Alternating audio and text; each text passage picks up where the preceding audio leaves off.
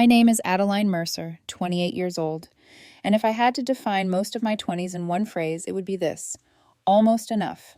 I was always the almost girlfriend, the almost choice, the one men leaned on when their lives fell apart, but never the one they chose to build a life with. For years, that person was Leo. Leo was magnetic. He had the kind of smile that drew people in, and the kind of recklessness that made them stay even when they knew better.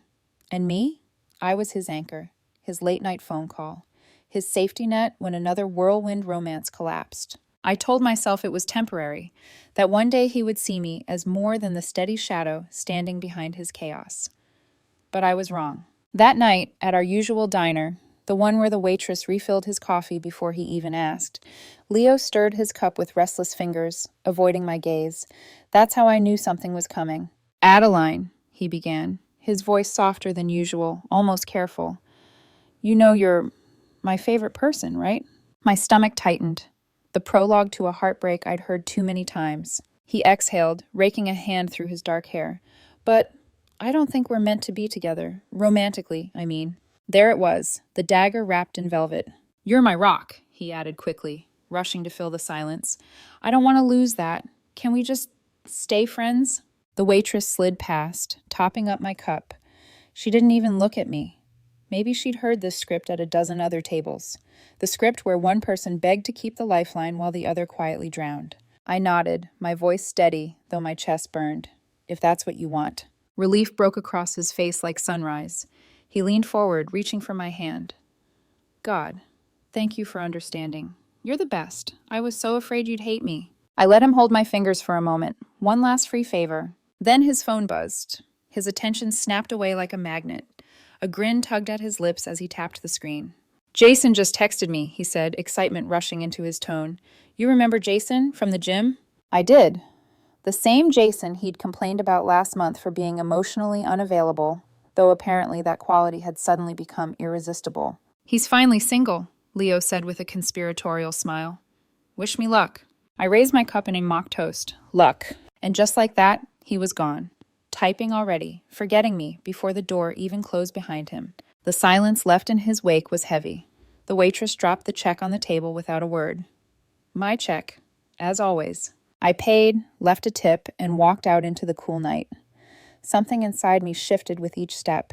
When I got home, I opened the Notes app on my phone and typed 2 simple lines. "Cancel Leo's spare key. Text Jesse about hiking this weekend." Jesse, Leo's best friend, the one who, at a party weeks ago, had leaned close and whispered in my ear, "You deserve better than him." For the first time, I believed it. I set my phone down on the nightstand, let the quiet envelop me, and finally allowed myself a smile. Funny thing about just friends. Sometimes they're the easiest ones to replace. It didn't take long for Leo to test my silence. The first attempt came at 2:43 a.m. on a Thursday. My phone buzzed across the nightstand, his name glowing like an emergency beacon. Against habit, I let it ring out. Seconds later, the voicemail notification popped up. "Adeline, I'm downtown at Pulse. Jason was supposed to drive me, but he bailed. My car just declined at the bar. Can you come get me, please?" I didn't even finish listening. I hit delete. For the first time in years, Leo's mess was not my responsibility. At dawn, when my coffee was already brewed, my phone lit again.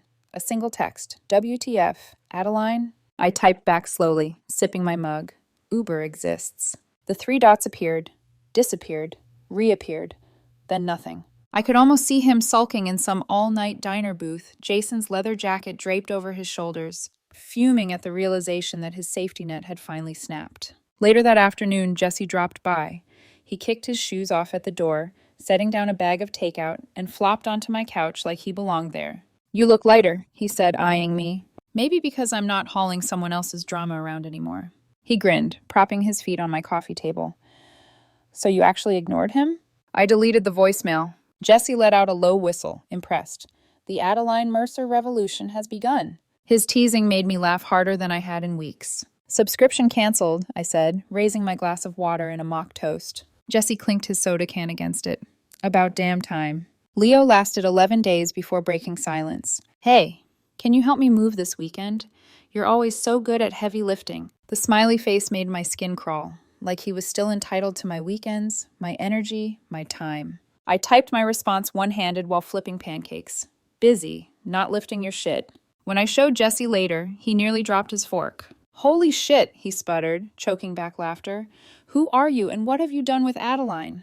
I only smirked. Upgraded. Meanwhile, Leo paraded Jason all over social media. Brunch photos, gym selfies, captions dripping with irony. Hashtag soulmate. I muted him, but the cracks leaked through anyway. Whispers from friends. Jason was hard to pin down. Leo sounded defensive, tired. Then came the voicemail that made me pause mid-game. He ghosted me after I paid his studio deposit. $2,000, Adeline. $2,000. I don't know what to do. Please call me. His voice broke at the end, the desperation sharp enough to cut. For years, that sound would have gutted me. For years, I would have dropped everything, driven across town, fixed his mess. Instead, I screenshot it and sent it to Jesse with the caption, "Called it." Within seconds, Jesse replied with a string of laughing emojis, then, "Dinner on me tonight. You've earned it." And for the first time in my adult life, I realized I wasn't carrying someone else's crisis. I was free. The test came at Sarah's birthday. Music pulsed, people laughed, the smell of spilled beer hung in the air. I was leaning against a table, sipping my drink, when Leo found me. "You've been so distant," he slurred, eyes glassy. His fingers pinched my sleeve. "I miss us." I searched the room until my eyes found Jesse. He was across the way, joking with a group of friends, his smile easy, his laugh unforced. A man comfortable in his own skin. "We're still friends, Leo," I said quietly, pulling my arm free. "Exactly like you wanted." His gaze snapped toward Jesse, watching him laugh with another girl, his jaw clenched. "Why are you always with him now?" I could have said, "Because Jesse remembers my coffee order. Because he doesn't treat my time like it's on loan. Because when he touches me, it's not transactional." Instead, I only shrugged. "He's fun." Leo's drink trembled in his hand. "You're being weird." "Not weird," I said, stepping past him. "Just not yours anymore." Later that night, in the back of an Uber, Jesse fell asleep against my shoulder, his cologne mingling with the city air. I didn't move him. I just tilted my head, letting the weight of him rest against me. The next morning, I typed a message to Leo, short and deliberate.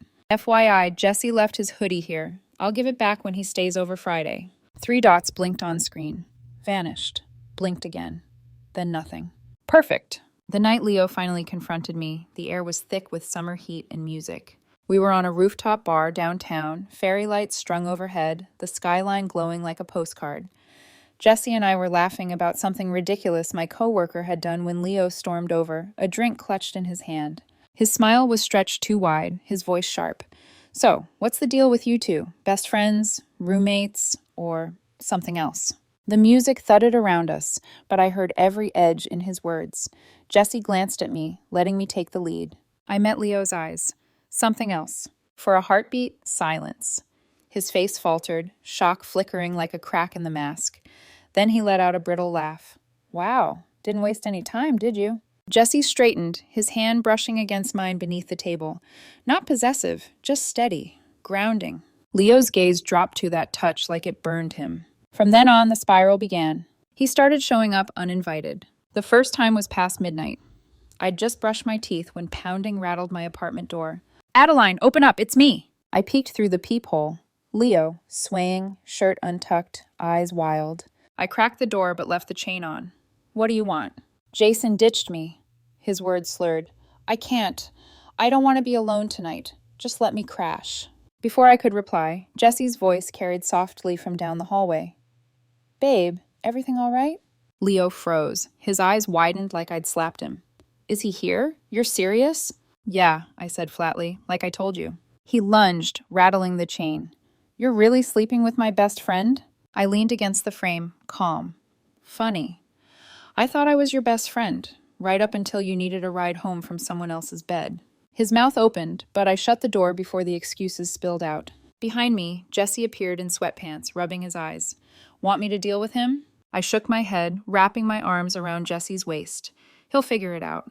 But deep down, I knew Leo never figured anything out. He only spiraled. A week later, at a backyard barbecue, Leo cornered me near the grill. His smile was venom. "How long until Jesse realizes he's just a rebound?" "You've always been second choice, Adeline. Always." The words were meant to sting, and once they would have. But not anymore. I looked him dead in the eye. "At least Jesse chose me. You never did. The silence that followed was louder than the crackle of the grill. He had no comeback. Then came the digital battlefield. Jesse posted a photo of us at brunch, my hand in his, sunlight spilling across the table. Within minutes, Leo commented, "Guess some people like sloppy seconds." I braced for Jesse's reaction, but he only smirked, screenshot the comment, and reposted it with a caption. "Some people only realize your value once you stop cleaning up their mess." By midnight, more of our friends had liked Jesse's post than anything Leo had ever shared. By morning, Leo had deleted his account. But the real test came at Kyle's wedding. Leo showed up alone. He hovered on the sidelines all night, eyes glued to Jesse and me, watching as we danced. Watching as Jesse spun me, dipped me, kissed me under strings of glowing lights. When Jesse fed me cake, Leo looked like he might break. Later, at the valet stand, he intercepted me. His suit wrinkled, eyes wet. He grabbed my wrist, whispering fiercely, "You were supposed to wait for me." Jesse gave me a look, then walked ahead to give us space. I turned to Leo, really seeing him. The smudged tie, the hollow eyes, the desperate grip. A man who had treated love like an afterthought until it was gone. "I did wait," I said softly, "but better things came along." I slid into the car where Jesse was waiting. And for once, I didn't look back. The more Jesse and I built something solid, the more Leo unraveled. At first, it was whispers. Friends told me he'd been bad-mouthing me, claiming Jesse was just a rebound, that I'd come crawling back once Jesse got bored. When whispers didn't sting enough, he went public. It started on social media. Jesse posted a photo of us at brunch, his arm around me, my head tucked against his shoulder. The caption was simple, "Sundays are better like this." Minutes later, Leo's comment appeared. "Enjoy it while it lasts. She always runs back to me." My stomach tightened, but Jesse only chuckled, shaking his head. He screenshot it, then reposted with his own caption. "Some men mistake being an emotional crutch for being irreplaceable." By the next morning, more of our friends had liked Jesse's post than anything Leo had ever shared. And Leo? He deactivated his account. But deleting a profile doesn't delete obsession. 2 weeks later, the pounding came at midnight. "Adeline, please, open up!" I opened the door just far enough for the chain to hold. Rain plastered Leo's hair to his forehead. His shirt clung to his chest, soaked through. His eyes were wild. "Jason took everything," he choked out. "He blocked me. He used me. I've got no one else." Behind me, Jesse looked up from the couch, a book still in his hands. "Everything okay, babe?" Leo's expression shattered. He gripped the chain like a lifeline, his voice breaking. "You're serious? Him? You're living with him now?" I stayed steady. 6 months next week." Leo staggered, his voice rising. "You can't just replace me like this. We had years. Years." I felt Jesse's warmth at my back, calm and grounding. I met Leo's desperate gaze. "You replaced yourself," I said quietly, "the night you told me I wasn't enough." His sob was raw, guttural. I shut the door. The chain clicked into place. Outside, the pounding faded into silence. 3 days later, we ran into him at a mutual friend's engagement party. He stood at the bar, pale, alone, nursing a glass of whiskey. His eyes tracked Jesse's every touch. Jesse brushing my hair back, Jesse kissing my temple, Jesse laughing with me like the world outside didn't exist. When Jesse dipped me on the dance floor, a smile lighting up his face, Leo's glass slipped from his hand and shattered. The bartender barely flinched, like this had happened before. I didn't go to help. The final confrontation came on a Tuesday night. The rain came hard, drumming against the street as I arrived home from work. There he was again, Leo, standing at my building's entrance, soaked, shaking, smaller than I'd ever seen him. "Adeline," his voice cracked. "Please, you can't erase me. You can't just throw away everything we had." His fingers clamped onto my arm, nails biting through fabric. I peeled them away one by one. "You did that when you told me we'd never be more than friends. Jesse didn't replace you, Leo. He showed me what respect feels like." The elevator dinged. Jesse stood inside, holding 2 mugs of cocoa, warmth spilling from the doorway. Leo saw him and made a sound, half sob, half growl. "You upgraded me to him?" Jesse's smile was calm, unshakable. "No, she upgraded her life." I stepped inside, the doors slid shut, sealing Leo out in the rain. That was the night I knew. Leo had lost. Not to me, not even to Jesse. He'd lost to himself. Leo didn't vanish completely. Ghosts never do. 2 days after that rainy night, my phone lit up with a call from a number I knew by heart. his mother's. I let it go to voicemail, but curiosity tugged at me later. Adeline, her voice trembled. Leo's not eating. He quit his job. I found an old hoodie of yours under his pillow. Please. He needs someone. He needs you. I deleted it before she finished. Because I finally understood, Leo didn't need me. He needed the version of me who carried his burdens and called it love. And that version no longer existed. Weeks passed. Then came the ambush. Whole Foods, of all places. I was reaching for cereal when Leo materialized in front of me, clutching a basket with nothing but a bruised banana inside. Adeline, he said, voice cracking like he'd rehearsed it 100 times. We need to talk. I kept walking. No, we don't. He chased after me, shoes squeaking against the tile.